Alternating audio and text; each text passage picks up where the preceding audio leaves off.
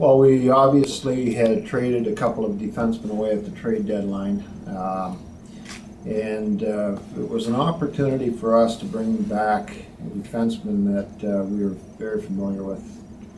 And he is someone who is obviously very good defensively, can move the puck, and is experienced. And we think, knowing what we know about him, he'll fit in very well with our core and the young guys coming. The Myers factor is just a huge point to it, though.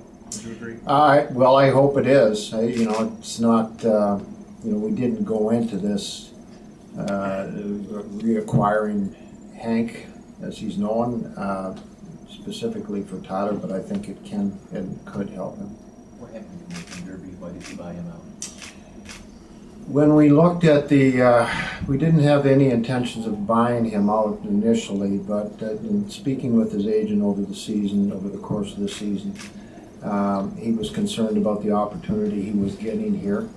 We looked at the opportunity that we were going to be able to provide him and didn't think it was going to be suitable for him, and he actually looked at the possibility of sending him to the minors because of the number of forwards we had. And if we had done that, I don't think it would have been beneficial for him or for us as an organization.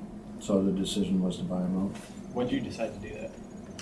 We decided to do that just really probably the last couple days prior to buying him out. He just needs to score more. That's what he is. He's a goal scorer, and hopefully he regains that touch. He certainly had it in the American League and had it briefly in the National Hockey League. And for his career, I hope he gets it back. Were you looking to maybe at guys like Corey Trop and those kind of guys where a little bigger? He's been up here before, and just maybe those guys getting an opportunity. Corey, I think Corey Trop, Brian Flynn, players like that. And they're different players. I think Brian proved that he can play in the National Hockey League, certainly last season. Contributed offensively, he's got good speed and can play in a number of different situations.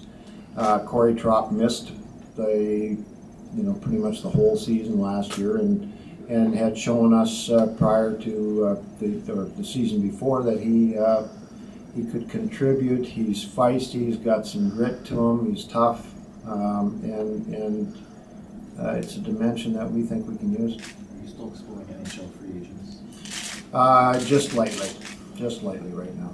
We've got a lot of forwards. We've got decisions to make positionally and otherwise. So we've dabbled in it, but not in any real depth. What's happened since July 5th? Is it just the market has basically ground to a halt because of the cap? It's a big part of it. Cap is a real big part of it. And any discussions that I have now involve taking back money, moving money, some sort of money plays a very big role. And I think you can look at clubs you wouldn't expect to be up and around 60 million plus, and they're there. You said you're dabbling lightly in free agents now. How would you characterize what you were doing on July 5th? Was it more intense than that? Just a little heavier. Just a little heavier. So Ristolainen said on Wednesday that he has to go back if he's not here. I mean, is that accurate? Is there a clarification from your standpoint? Yeah, that really depends on his contract, and we're working on that. That's something that gets negotiated because if you look at his contract with you. Yes, all those contracts, and it depends on the situation and the player.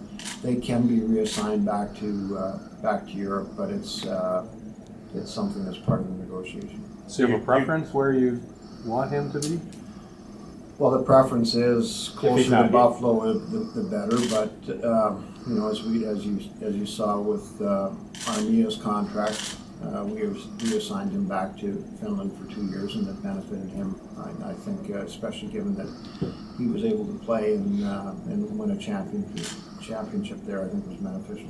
With the cap going down the way it's going to July 5th, I know I should never be surprised on July 5th, but some of the money that went out, considering the cap is going down, did that surprise you? No, not much surprises me anymore, Paul, but I think that the landscape has changed a lot in the National Hockey League, and it'll continue to change. The cap going down, I think the question of how much the cap goes up next year. The pool of free agents currently slated to become unrestricted in 14. The flexibility that teams have, or the lack of flexibility teams have, I think is really going to change our business. And you know, it's tough to predict right now, but it'll be interesting to follow and watch. Have you had a lot of inquiries from other teams about either Ryan Miller or Thomas Vanek and their availability in trades? We've had some discussions regarding both those players, but you know, obviously they're here and they're part of our organization, and you know, nothing's changed in that regard. Does it seem like with each passing day, it's more likely that they'll be here when the season starts? I think that's fair. I think that the nature of this business is, as we move through July, lineups get more and more settled and there's less movement, and then you know, training camp starts and things begin to change again at that point. Darcy, if that's the case, let's say if they're here, how much are you concerned about the distraction factor, especially in Ryan's case, be constantly being asked, not just here, but when we're on the road, about his situation? Well, I think that that's something that we're aware of, and you know, we would deal with, and I think it would dissipate or disappear. You know, and he's obviously a very good player, and is you know, I know he's gearing up for the season. He's gearing up for an opportunity to take a shot at being part of the Olympics. So that'll be his focus. Have you talked to either of their agents recently? I talked to both of them around in and around the draft, and that's probably the last time. Maybe more specifically, have you begun contract negotiations with either agent or no? No, I've not. And Paul, that's not, talking to my counterparts around the league, that's not unusual right now. For whatever reason, there's not a lot of activity on players that are going to be slated to become unrestricted in 14, and there have not been a lot of contracts signed with those players. Now, I don't know whether or if that will change in the next month or 6 weeks. But right now it's fairly quiet on the signing side. Does Steve Ott fall in that category too, or is he Steve different also falls in category? that category.